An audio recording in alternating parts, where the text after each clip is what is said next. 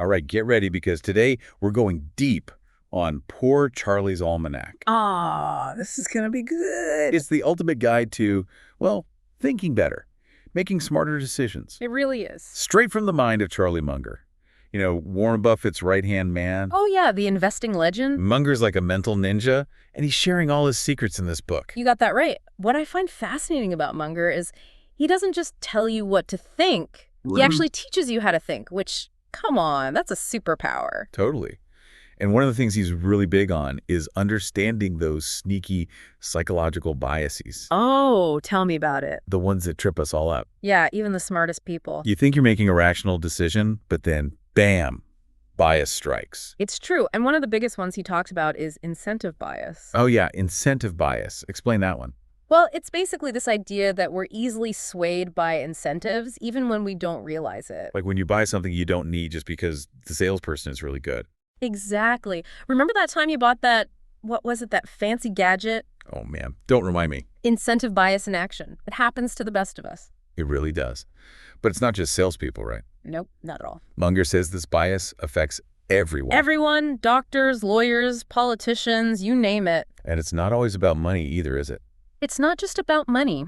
Think about someone's reputation, their ego, if that's on the line. Right. They're way more likely to dig in, defend their position, even if they're wrong.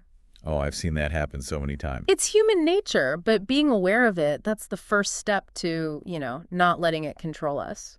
Okay, so how do we become less biased in our thinking? Yeah, that's the million-dollar question. Do we need like a Munger checklist in our back pocket or something? He does have a checklist for investing, but we'll get to that later. Okay. For fighting biases, he has a 3-step process. All right, lead on me. First step, acknowledge that we're all susceptible to these mental traps. Oh, so admit we're not perfect. Exactly. No one is immune. Got it. Embrace our fallibility. What's next? Step 2 is to actively seek out opposing viewpoints. That's interesting. It's easy to just hang out with people who agree with us, right? Yeah, it's comfortable. But that just creates an echo chamber. And reinforces our existing biases. Exactly. Like those online comment sections where everyone's just shouting. Yeah, those are the worst. Munger's saying we need to expose ourselves to different perspectives. Even if they make us uncomfortable. Especially if they make us uncomfortable. That's the only way we challenge our assumptions. And get a clearer picture of reality. Right on. So step 1, admit we're fallible. Step 2, embrace different viewpoints. All right, got it. Now, how do we know when to actually change our minds? Like, what's the third step? That's where intellectual humility comes in. Intellectual humility. Munger believes being willing to change your mind when the evidence is there is crucial. So being open to being wrong. Exactly. It's not about being right all the time. It's about learning and evolving. This is making me think about all those times I just dug my heels in and refused to admit I was wrong. Oh, we've all been there. Stubbornness, is that a bias too? You bet. Munger would probably call that doubt avoidance tendency. Doubt avoidance, so our brains hate uncertainty. Exactly. We hate uncertainty, so we rush to decisions just to get rid of that uncomfortable feeling. But that can backfire. Oh, it can lead to bigger problems down the line. So it's better to sit with the doubt, gather more information, and then make a more considered decision. Now you're getting it. It's not easy, though. No, it's not. But it's worth it. Right? To make better decisions. Absolutely.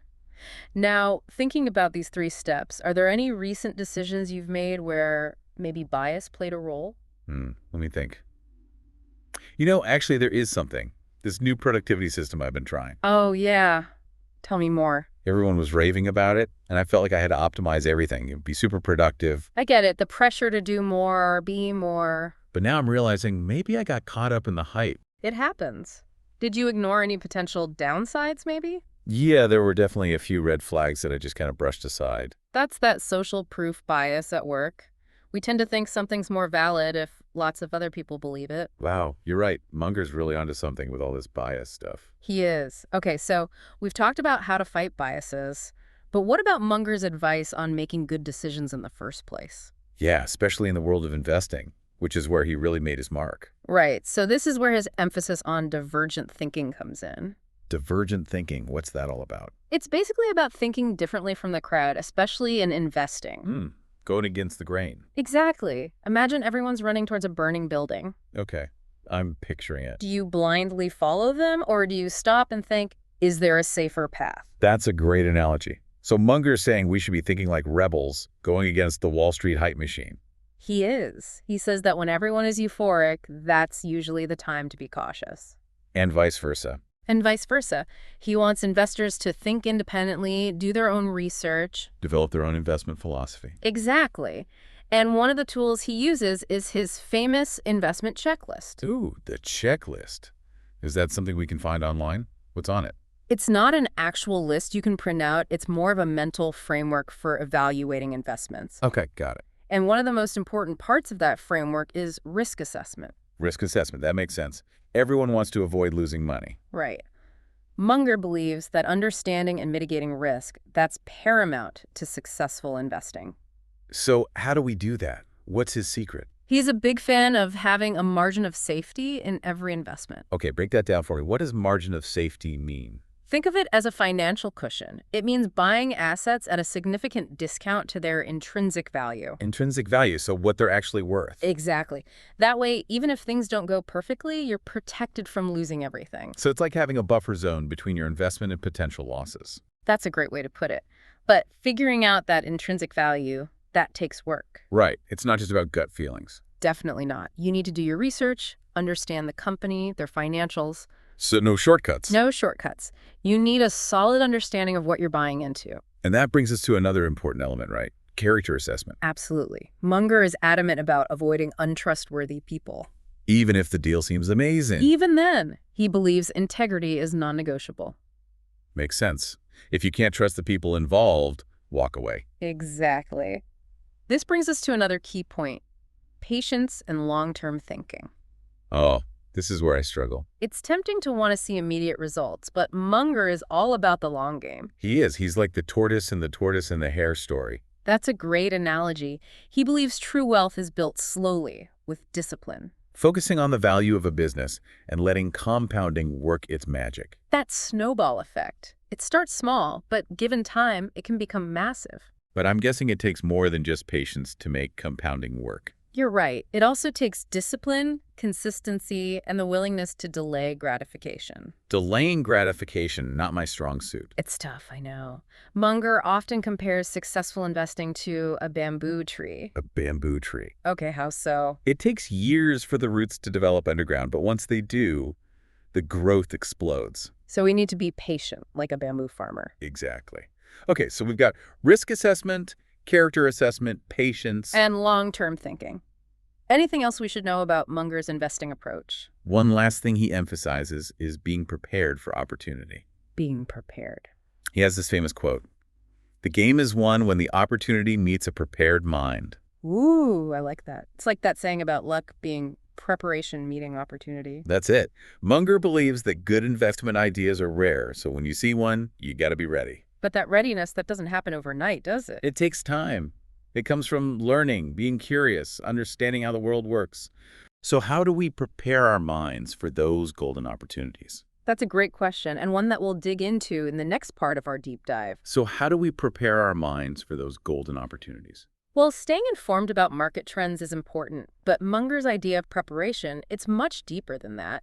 He really stresses continuous learning, being curious about everything. So we shouldn't just be reading finance book all the time. Exactly. The more you know about different fields, the better you'll be at spotting those unexpected opportunities. Because you can connect the dots in a way that other people might miss. That's it. He talks about developing worldly wisdom. Worldly wisdom. It sounds so grand. It is. It's about understanding how the world really works, from human nature to systems to the forces that shape events. That's not something you can just learn from a textbook. You got it. It comes from experiencing life, observing people, reading history, constantly asking why. So it's about getting out there, living, and learning from everything you encounter.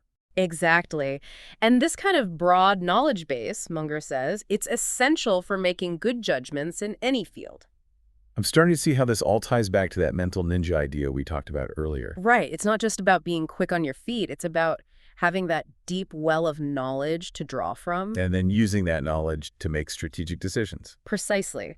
And to build on that analogy, Munger is also a big advocate for developing mental models. Mental models, what are those? Think of them as frameworks for thinking about complex problems. But like mental shortcuts.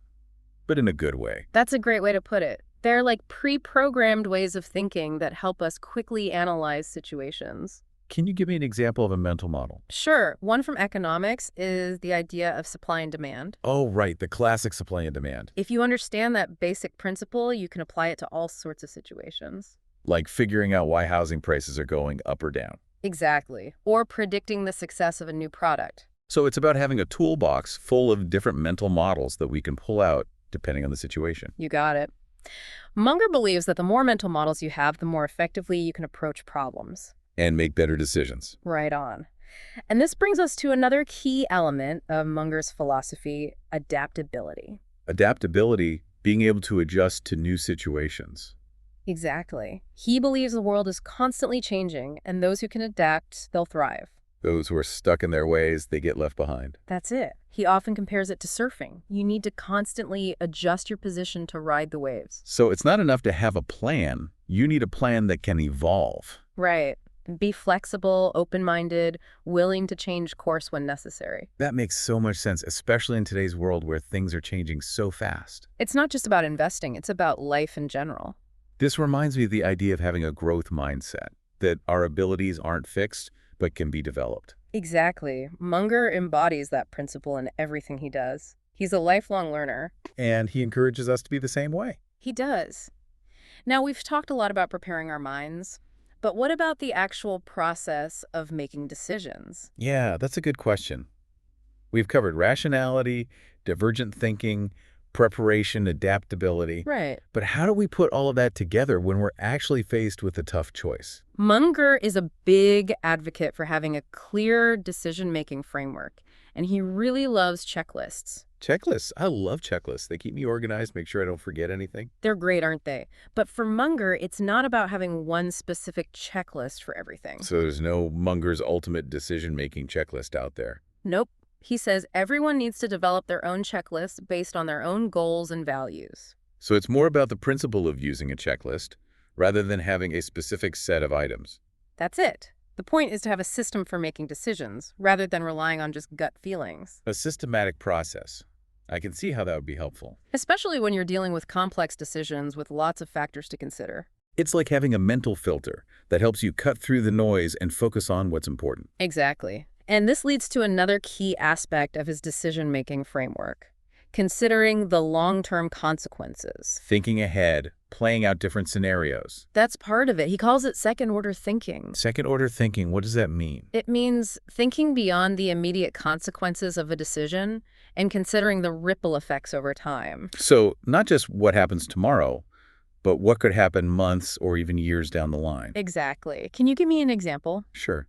Imagine you're offered a promotion at work, great pay raise, but you have to move to a city you hate.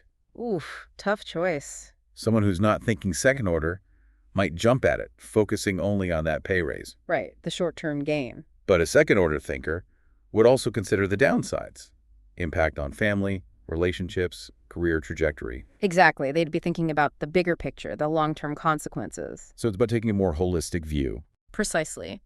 Munger believes that by thinking through the potential consequences, both good and bad, we can make more informed choices. And ultimately, more fulfilling decisions. That's the key.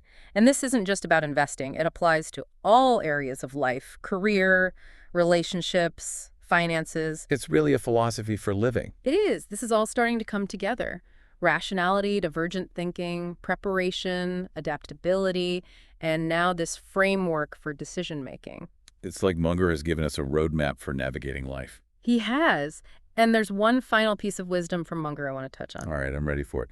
What else does this mental ninja master have to teach us? It's deceptively simple, but incredibly powerful. The importance of living a good life. Living a good life, that's something we can all get behind. But what does Munger consider a good life? That's where it gets really interesting. Okay, I'm all ears. Spill the beans. Well, Munger doesn't have a one-size-fits-all prescription for happiness. He emphasizes a set of principles and habits that have worked for him. All right, so what are some of these principles? I'm dying to know. One that might surprise you is his emphasis on having low expectations. Low expectations.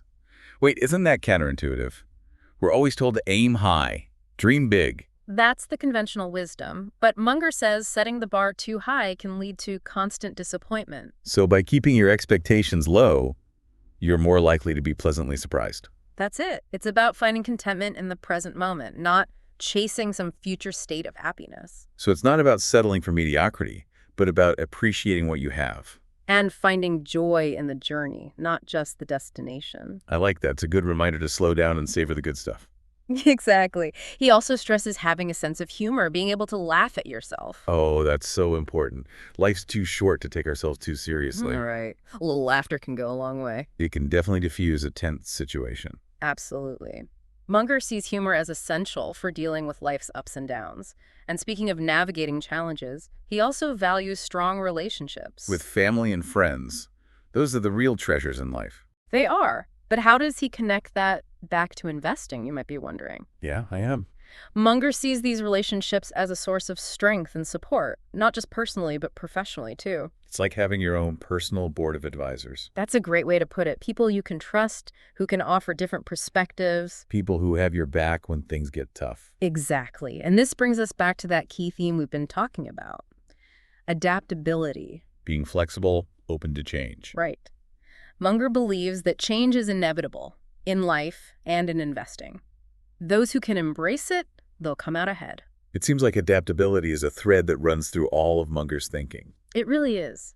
Adapting to market conditions, adjusting expectations, being open to new ideas, it's all about not getting stuck. Being able to go with the flow. You got it. All of these principles, low expectations, humor, relationships, adaptability, they contribute to a more fulfilling life. So it's not just about making smart investments, it's about living a good life overall. That's a great way to summarize it.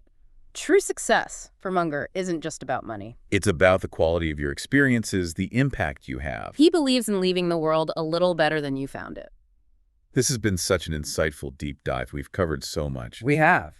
Rationality, divergent thinking, preparation, adaptability, decision-making, living a good life. It's like a masterclass in how to think clearly, make wise choices, and live a fulfilling life. I think Munger would be happy to know we're sharing his wisdom with others. Absolutely.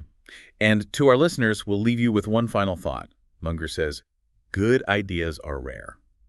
So how can you make sure you're ready when opportunity knocks? How can you cultivate that prepared mind he talks about? Until next time, keep those minds curious, those expectations modest, and those bamboo roots growing deep. He believes in leaving the world a little better than you found it. He does. And it's funny because a lot of people think of Munger as this hard-nosed investor. Right. But he's actually really thoughtful about how to live a good life, not just a financially successful one. So it's not all about the money for him. Definitely not. He emphasizes things like having low expectations, which might seem counterintuitive. Low expectations, really. I feel like we're always told to aim high. I know, right? It seems strange.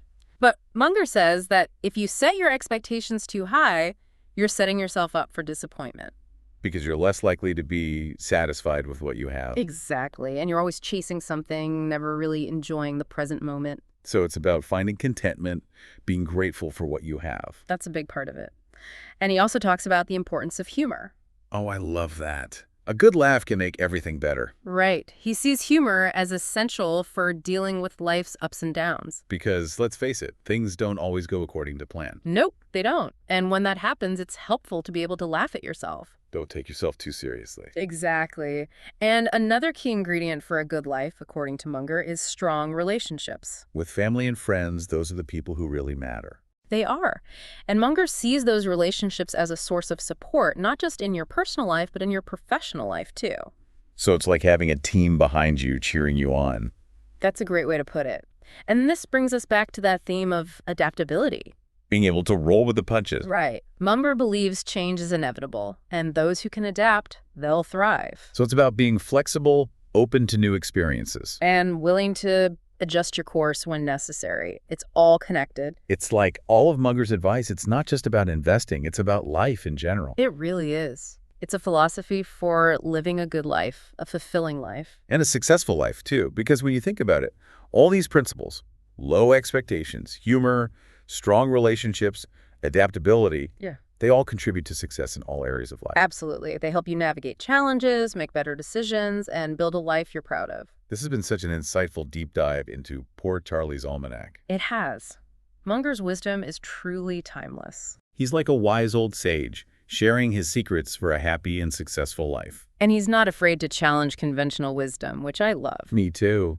It's so refreshing to hear someone say, hey, maybe aiming high isn't always the best approach. Or, it's okay to laugh at yourself sometimes. He's all about being practical, down to earth, and focusing on what truly matters. And he reminds us that learning, it should be a lifelong pursuit. Always be curious.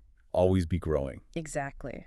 So to our listeners, we hope you've enjoyed this deep dive into Poor Charlie's Almanack as much as we have. And we encourage you to keep exploring Munger's ideas.